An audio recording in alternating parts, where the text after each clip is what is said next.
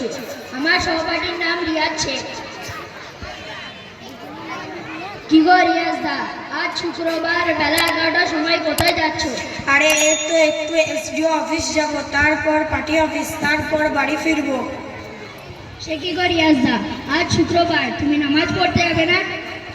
এই শোন, জ্ঞান কম দিবি আমাকে, এরপর কোনোদিন নামাজ পড়ার কথা বলবি না, কথাটা যেন মনে থাকে।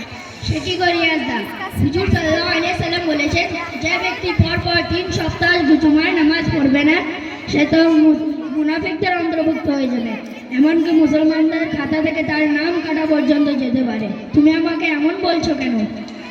দেখ সাজিদ, শোন, এই হুজুর টুজুরের কথা আমাকে বলিস না।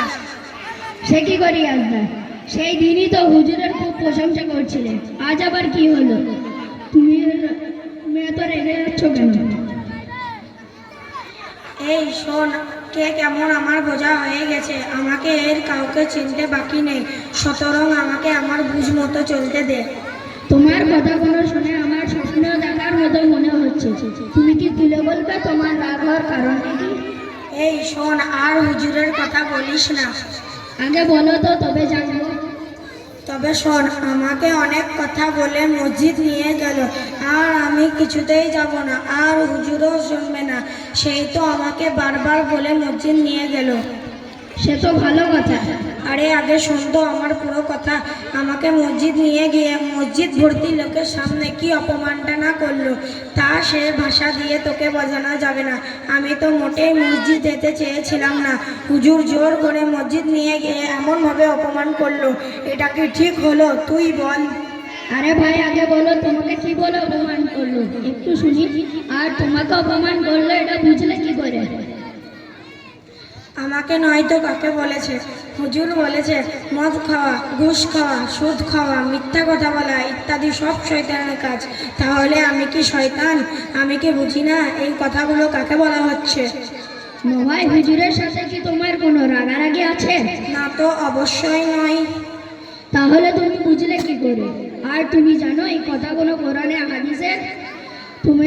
তোমার কথাগুলো শুনে আমার মনে হচ্ছে তোমার পেছনে বড় ধরনের শয়তান লেগেছে। তোমাকে কতবার বলেছে তুমি ওইসব খারাপ লোকেদের সাথে মিশবে না, তুমি আমার কোনো কথা শোনো না। দাঁড়াও, আমি তোমার ব্যবস্থা করছি। এই তুই আমার কি ব্যবস্থা করবি রে?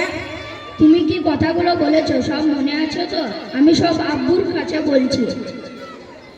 এই শোন, এই কথাগুলো তো আব্বুর সাথে বলিস না, তোর কাছে আমি অনুরোধ করছি। আমি তোর কোনো কথা শুনবো না। এই কদিন দেখছি তুই মক্তবের কথা, মসজিদের কথা, জামাতের কথা শুনলে তোর গায়ে জ্বালা ধরে। এই শোন, এই কথাগুলো তুই আব্বুর সাথে বলিস না, আমার মাথায় কোনো কথা ঠিক মতো ঢুকছে না, তুই আমাকে পরামর্শ দে আমি কি করব। শোন ভাই, আল্লাহ তাআলা কোরআনের মধ্যে বলেছে তোমরা শয়তানের অনুরোধ করো না, সে তোমার প্রকাশ্য শত্রু। তুমি তো শয়তানের অনুসরণ করেছো, এই জন্য তোমাকে জাহান্নামে যেতে হবে। কোনটি জাহান্নামের পথ আর কোনটি জান্নাতের পথ সেটা তো আমার জানা নেই। সেটা জানার জন্য তো মক্তবের ব্যবস্থা। তুমি তো সেই দিকে না গিয়ে তার উল্টে বিরোধিতা করো। আমার মারাত্মক বড় ভুল হয়েছে এই খারাপ মানুষদের সাথে মিলামিশা করা। আমি আমার জীবনটাকে বদলাতে চাই। আমি সব কিছু জেনে শয়তানের পথ ছেড়ে আল্লাহর পথে চলতে চাই। ঠিক আছে, বল আমাকে কি করতে হবে? তোমাকে দিদির পর দিনিয়াত মনোজ্জাম মক্তবে বালেগন ব্যাচে ভর্তি হতে হবে। মক্তবে ভর্তি হয়ে কি এসব কিছু জানা যাবে? হ্যাঁ, অবশ্যই। তাহলে তুই তো দিন ধরে মক্তব যাচ্ছিস, কি কি শিখলি দেখি? বলো, কি জানতে চাও? আচ্ছা বলতো, মসজিদে প্রবেশের দোয়াটি কি? মসজিদে প্রবেশের দোয়া আল্লাহুম্মা ইফতাহ লি আবওয়াব রাহমাতিক। আচ্ছা বলতো, আজানের সময়ের দোয়াটা কি? আজানের সময়ের দোয়া আশহাদু আল্লা ইলাহা ইল্লাল্লাহু ওয়া আশহাদু আন্না মুহাম্মাদান আবদুহু ওয়া রাসূলুহু রাদিতু বিল্লাহি রাব্বান ওয়া বিমুহাম্মাদির রাসূলান ওয়া বিল ইসলামি দীনান। আচ্ছা বলতো, বাথরুমে প্রবেশ করার আর বাহির হওয়ার দোয়াটা কি? বাথরুমে প্রবেশ করার দোয়া বিসমিল্লাহি আল্লাহুম্মা ইন্নী আউযু বিকা মিনাল খুবুথি ওয়াল খাবায়েথ। আচ্ছা বলতো, ঘুম থেকে থেকে জেগে ওঠার দোয়া আর পানি পান করার দোয়াটা কি? ঘুম থেকে জেগে ওঠার দোয়া আলহামদুলিল্লাহিল্লাযী আহইয়ানা বা'দা মা আমাতানা ওয়া ইলাইহিন নুশুর।